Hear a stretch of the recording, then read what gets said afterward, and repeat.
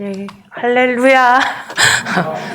예, 오늘 말씀을 전하게 됐는데요. 지금 너무 오랜만에 하기도 하고, 또 이렇게 대예배에서 말씀을 전하다 보니까 지금 많이 떨리긴 하는데, 오늘 또 전하는 말씀에 또 분명히 하나님께서 주시는 그런 말씀들이 있을 거라고 믿으며, 그 말씀들을 또 여러분들 마음에 또 새겨질 수 있는 그런 시간이 되기를 바랍니다.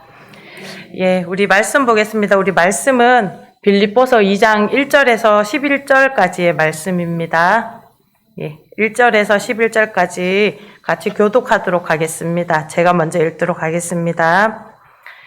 그러므로 그리스도 안에 무슨 권면이나 사랑의 무슨 위로나 성령의 무슨 교제나 긍휼이나 자비가 있거든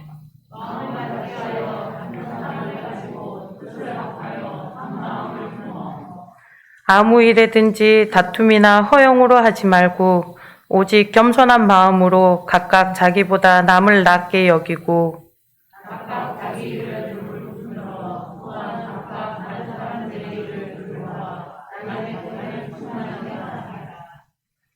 너희 안에 이 마음을 품으라. 곧 그리스도 예수의 마음이니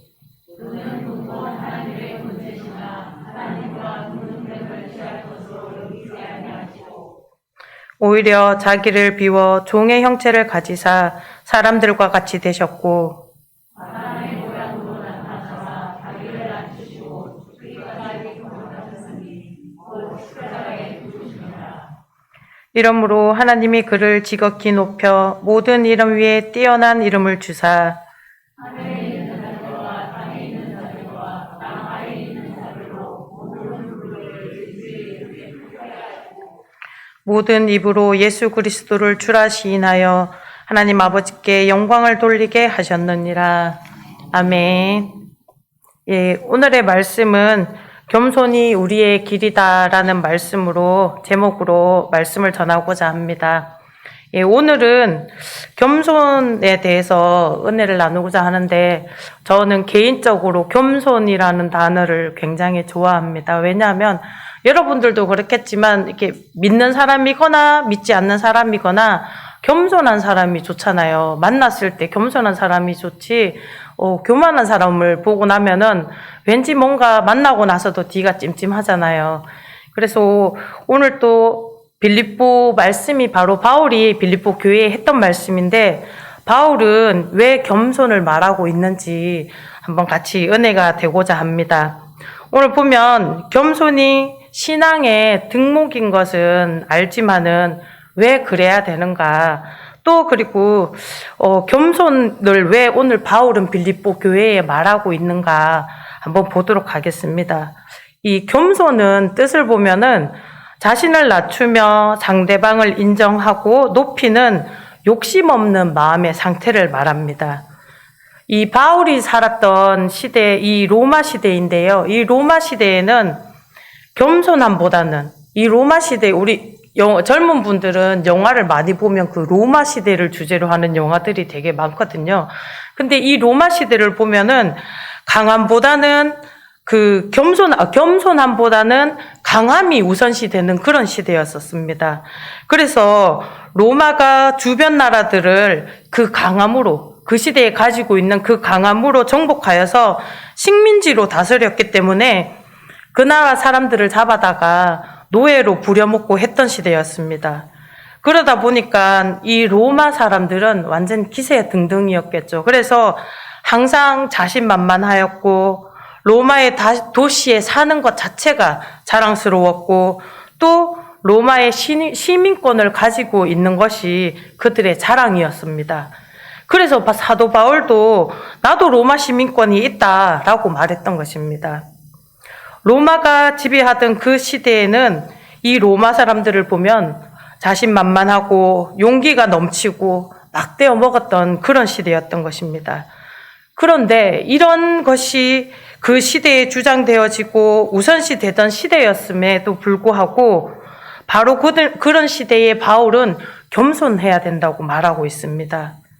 그래서 이 겸손이 뭐냐 하면은 오늘 말씀으로 이어지는 말씀을 보면 연합과 영광으로 이어지는 것이 된다고 말하고 있습니다. 여러분, 우리에게 적용하면은, 신앙인인 우리에게 적용하면은 로마 시대의 문화를 따르지 말고, 또 이 시대를 봤을 때 이 시대의 문화를 따르지 말고, 이것이 바로 우리에게 적용이 되는 말씀입니다. 요즘 흔히 하는 말이 있습니다. 뭔가 하면은 목소리 큰 놈이 이긴다. 저는 이 설교를 준비하다 약간 찔렸는데, 제가 목소리가 크거든요. 그래서 마음이 조금 찔렸는데, 겸손하면은 목소리가 크지 않습니다. 요즘에 근데 흔히 하는 말이 목소리 큰 놈이 이긴다는 말이 있습니다. 겸손한 사람은 목소리가 크지 않습니다. 목소리가 크고 우기면 된다는 시대가 지금 되었다는 것입니다. 목소리가 크면 통한다는 이런 시대에 이 성경에 들어가 보니까는 뭐라고 성경은 우리에게 하는가 하면 똑같이 적용합니다. 시대는 그러할지라도, 목소리 큰 놈이 이기는 시대일지라도, 이 로마 시대와 같이 그들이 가지고 있는 그 강함이 우선시되는 시대일지라도 예수를 믿는 우리는 겸손하게 살아야 한다라고 말하고 있습니다. 믿습니까, 여러분? 예, 그러면 성경은 겸손하라고 하는데 왜 성경은 겸손하라고 말할까? 단순히 예수를 믿어서 그럴까? 사실은 그렇지 않습니다. 오늘 본문을 통해서 왜 예수를 믿는다는 우리가 겸손하게 살아야 되는가를 얘기하게 되는 것입니다. 첫 번째로 말씀 보도록 하겠습니다. 먼저 첫 번째로 겸손을 통해서 연합합니다. 우리 좀 나오지가 않는데 우리 첫 번째로 같이 한번 읽어보겠습니다. 1번 먼저 볼게요. 1번 겸손을 통해서 연합합니다. 같이 한번 읽어보도록 하겠습니다. 예, 우리 여러분 겸손해야 하나가 될 수 있습니다. 우리 1절에서 4절까지 한번 다시 겸손을 생각하면서 다시 한번 읽어보도록 하겠습니다. 시작. 그러므로 그리스도 안에 무슨 권면이나 사랑의 무슨 위로나 성령의 무슨 교제나 긍휼이나 자비가 있거든 마음을 같이하여 같은 사랑을 가지고 뜻을 합하며 마음 품어 아무 일에든지 다툼이나 허영으로 하지 말고 오직 겸손한 마음으로 각각 자기보다 남을 낮게 여기고 각각 자기 일을 돌볼 뿐더러 또한 각각 다른 사람들의 일을 돌아보아 나의 기쁨을 충만하게 하라. 예, 오늘 1절에서 4절을 다시 한번 읽어봤는데요. 바울이 빌립보 성도들에게 연합하라고 말하고 있습니다. 뒤에 가면은 이 빌립보 교회 성도 중에 유력한 성도 둘이서 싸움이 나는 장면이 나오게 되는데요. 그래서 이 바울이 앞에서 그리스도 안에서 연합해야 된다고 말하고 있습니다. 우리 오늘 읽은 이 1절에서 4절 말씀을 한번 보면은 그러므로 그리스도 안에서 권면이나 이렇게 나오는데 무슨 권면이나 이렇게 나오는데 이 권면은 좋은 얘기를 해주는 걸 말합니다. 무슨 문제가 있을 때에 너 이러면 안 된다 이렇게 하면서 이끌어 주려고 할 때에 그리고 할 때에 보니까는 그러므로 그리스도 안에라고 말하고 있습니다. 그리스도 밖이 아니라 그리스도 안에서 해야 된다고 말하고 있는데 이 말은 이 그리스도 안은 교회 안과 같습니다. 교회 안에서 권면을 해야 될 일이 있을 때 성도끼리 분란이 나서 좋은 이야기를 해야 될 때 무슨 권면이나 사랑의 무슨 위로를 할 때나 성령의 무슨 교제나 긍휼이나 자비가 있거든. 그 다음을 보니까 여기 긍휼이나 자비 이 말은 똑같은 말이에요. 똑같은 말인데 이 긍휼은 불쌍히 여기는 마음 그게 바로 자비로운 마음입니다. 그래서 긍휼과 자비는 또 같은 말이 됩니다.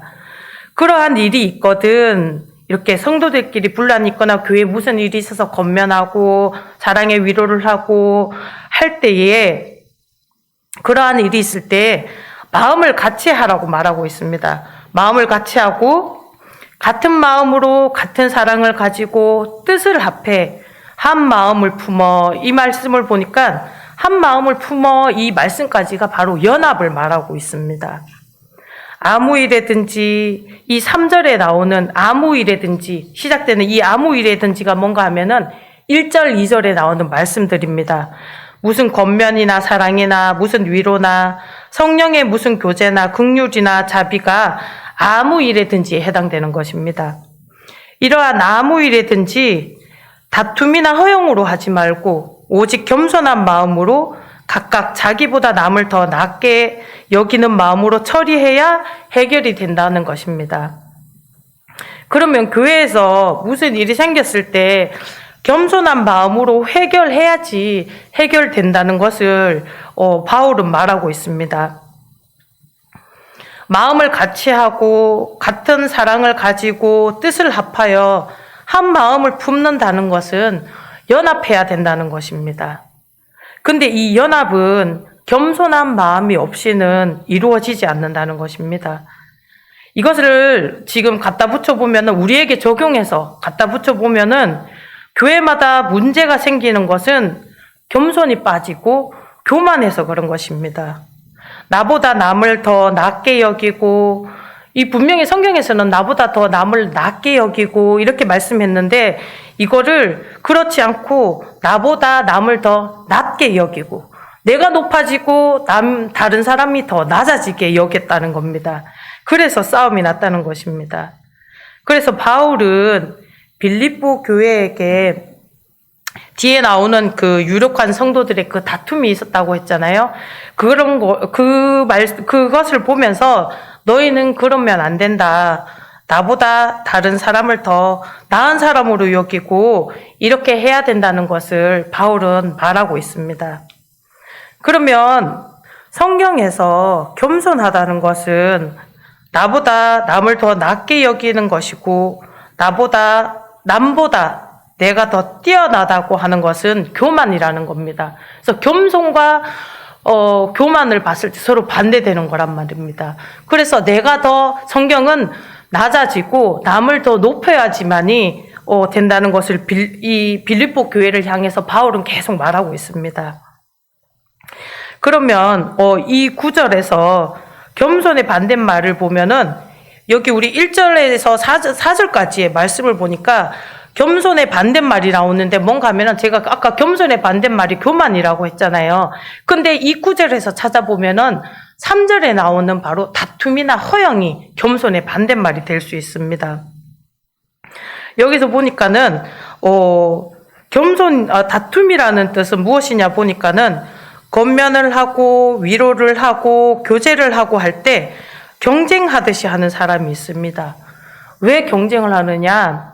권면을 하고 위로를 하는데 무슨 경쟁이 있냐라고 생각할 수 있지만 경쟁을 하는 사람이 있는데 왜냐하면 내가 잘났기 때문에 그리스도 안에서도 선한 일을 잘난 척으로 하고 싶어 하는 사람들이 있습니다. 이것이 다툼으로 경쟁하듯이 하는 것입니다. 하나님에게 보이려고 하지 않고 사람에게 보이려고 경쟁하듯이 다툼으로 하는 사람들이 있다는 것입니다. 어떤 문제 앞에 뛰어들어가서 내가 해결했네 하면서 내가 높아지고 내가 자랑이 되려고 하는 것입니다.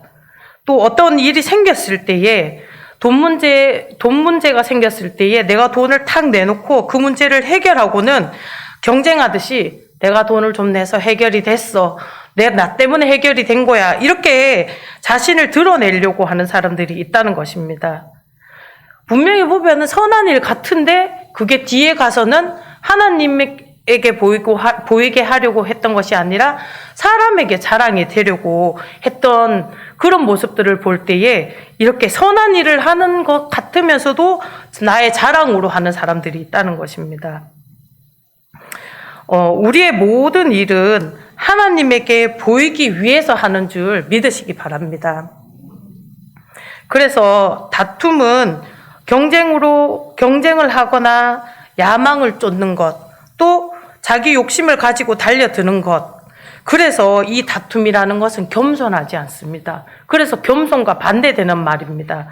또 허영으로 보니까 허영으로 하는 것, 이것은 헛된 영광을 가지고 하는 것입니다.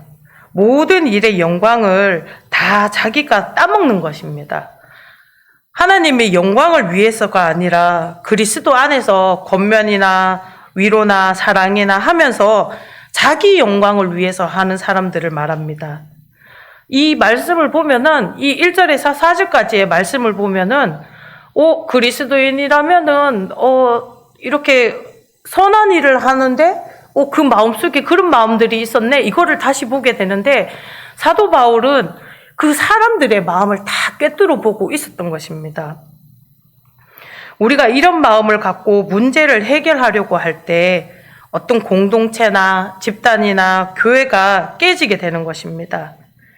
바울은 빌립보 교회에게 이러지 말라고 말하고 있습니다. 교회의 분규가 다툼이나 허영 때문에 생기는 것입니다. 바울은 겸손한 마음으로 자신보다 다른 사람을 더 중요하게 여기라고 거듭 말하고 있습니다.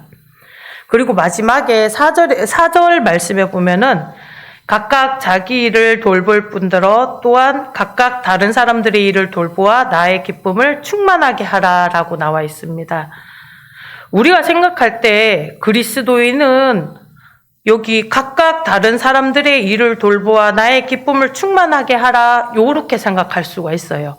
그런데 오늘 여기 말씀에 보니까 앞에 자기 일을 돌볼 뿐더러가 붙어 있습니다. 보면은 집에서 새는 바가지 밖에서도 샌다는 속담을 여러분들 잘 아실 거예요.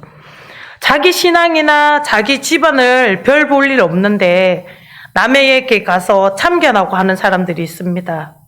바울은 선생인 나의 기쁨이 충만하도록 너희 일도 잘하고 남을 돌아보는 일도 잘하라고 한 것입니다. 지금 여기까지 이 4절까지 말씀에 제가 두 가지를 말씀드렸는데요. 첫 번째로는 겸손해라. 두 번째로는 자기 일을 돌볼 뿐더러 남의 일도 돌보아라를 얘기했습니다. 자기 자신이 잘못된 경쟁심이나 허영심에 빠져 일하고 있지는 않는지 돌아보시기 바랍니다. 또 내 마음속에 헛된 영광을 받아 먹으려고 하고 있지 않나. 아니면 또 경쟁심으로 다른 사람들에게 칭찬받으려고 어떤 일에 뛰어들고 있지 않나. 또 자기 일에만 몰두하고 있지 않나. 나만 잘 먹고 잘 살면 되지라고 하고 있지 않나. 나를 돌아보아야 되겠습니다. 우리 여러분들 잘 아는 그 성경에 예가 있는데 강도 만난 사람의 얘기를 알 겁니다. 강도 만난 사람 얘기를 보면은 이 사람이 강도를 만나서 거반 죽게 되어서 길바닥에 쓰러져 있는데 보면 제사장이나 레위인들은 그 사람을 그냥 지나쳤습니다. 그냥 지나갔는데 사마리아인인 이 이방 사람이 어떻게 했는가 보면 그 사람을 여인숙에 데려다가 치료를 해달라고 부탁합니다. 그리고 또 치료할 때 치료비가 모자르면 자기가 다음에 와서 또 주겠다고까지 말하고 갑니다. 여기서 얘기가 보면 어려운 사람을 그냥 지나치는 것이 아니라 어려운 사람을 만나면 도와주자가 이 얘기의 포인트였습니다.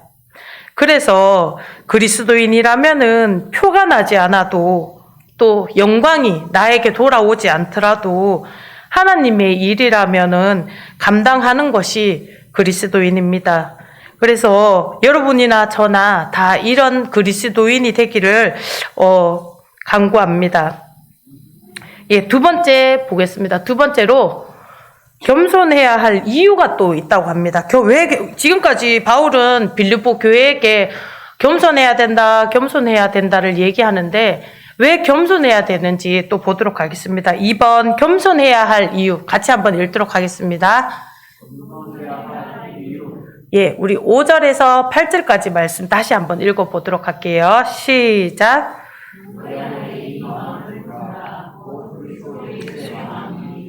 그는 근본 하나님의 본체시나 하나님과 동등됨을 취할 것으로 여기지 아니하시고 오히려 자기를 비워 종의 형체를 가지사 사람들과 같이 되셨고 사람의 모양으로 나타나사 자기를 낮추시고 죽기까지 복종하셨으니 곧 십자가에 죽으심이라.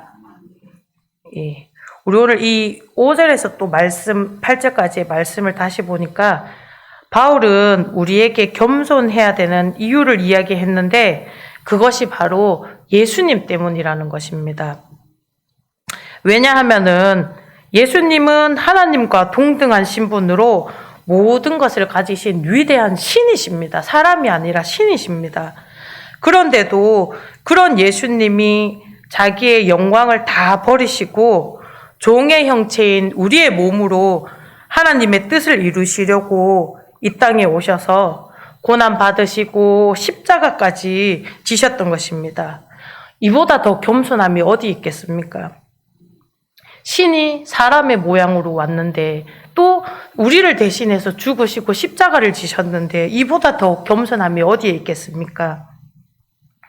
예수님이 겸손하기 때문에 예수님을 따르는 우리도 겸손해야 합니다. 이것이 바울이 빌립보 교회에게 예수님이 겸손하니까 너희도 겸손해라인 것입니다.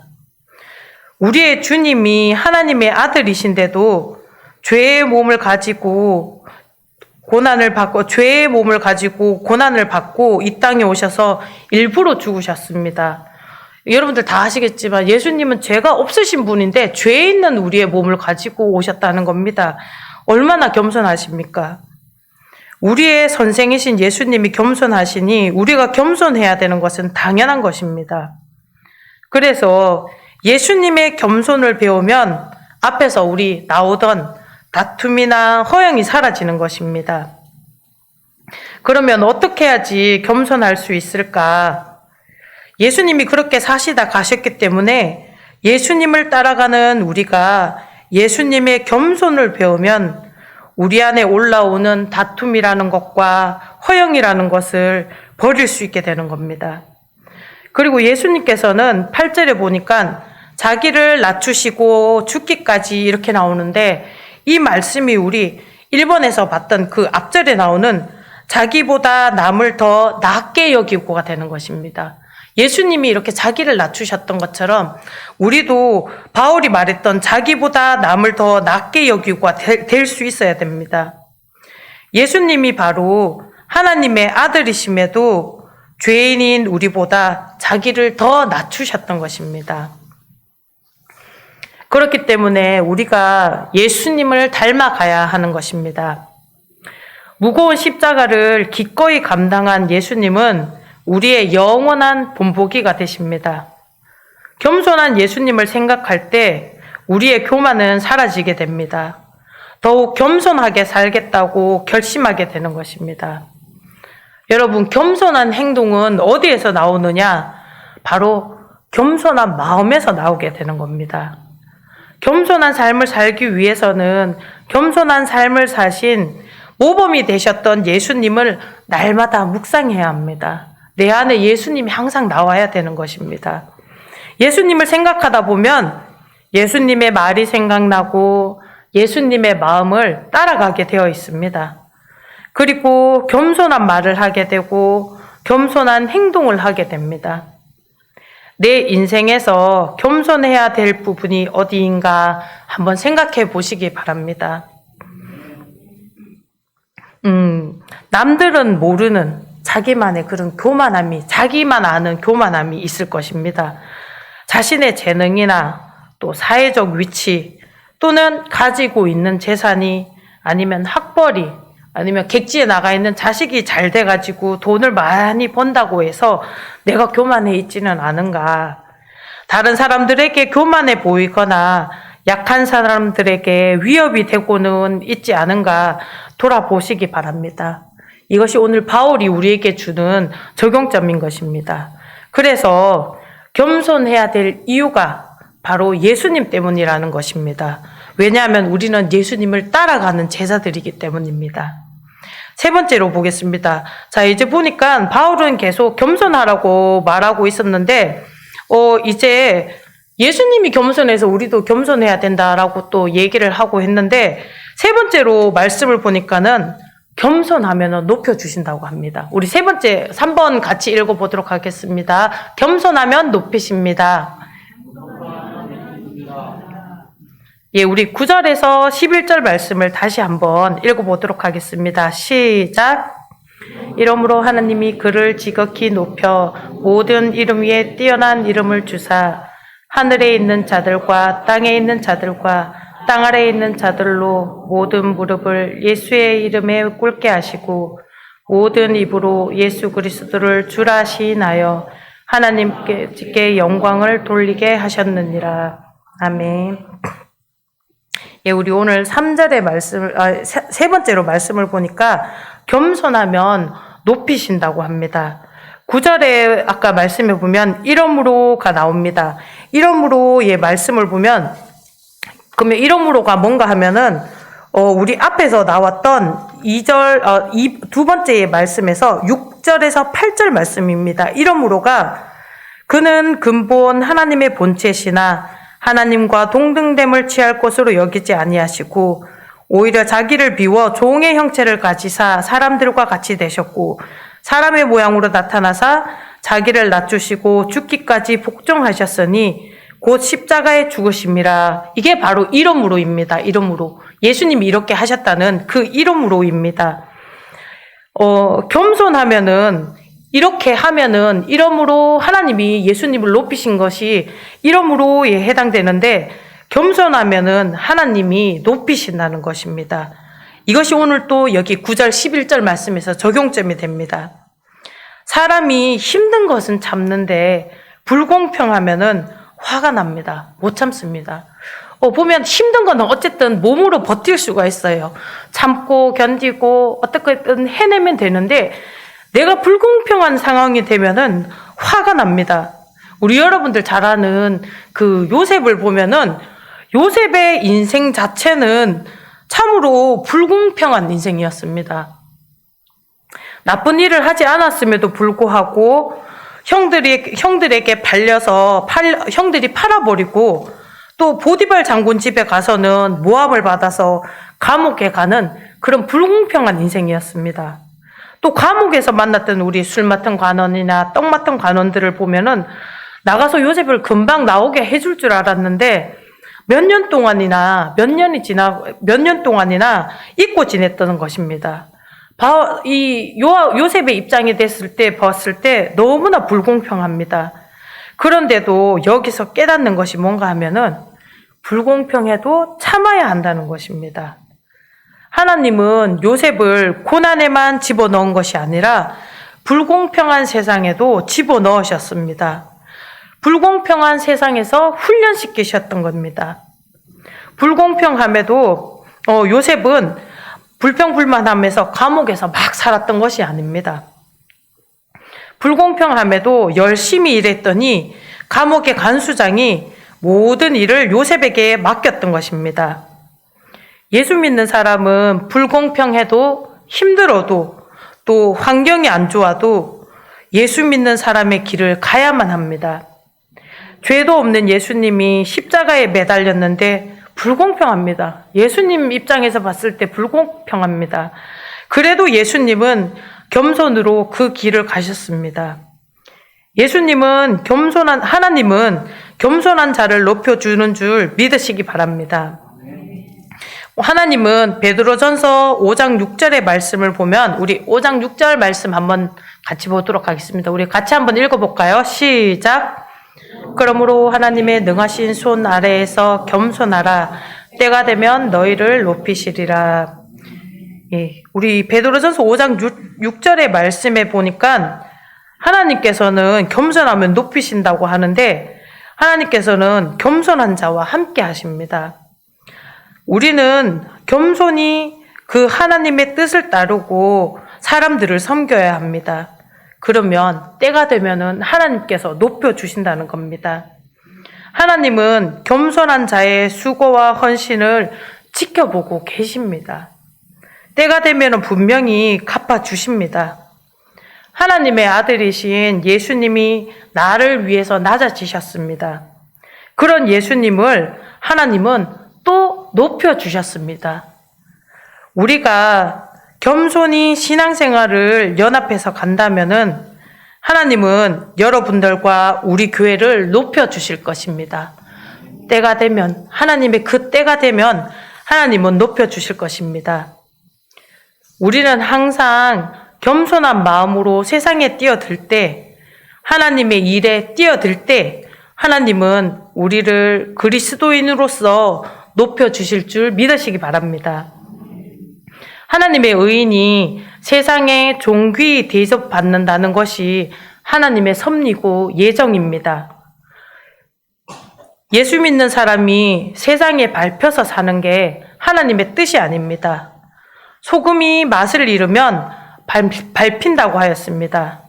우리는 소금으로서 맛을 잃지 않아야지 존귀하게 대우받게 되는 것입니다. 우리의 신앙에 예수님을 닮은 겸손으로 하나님께 존귀함 받는 저나 여러분이 되기를 소망합니다.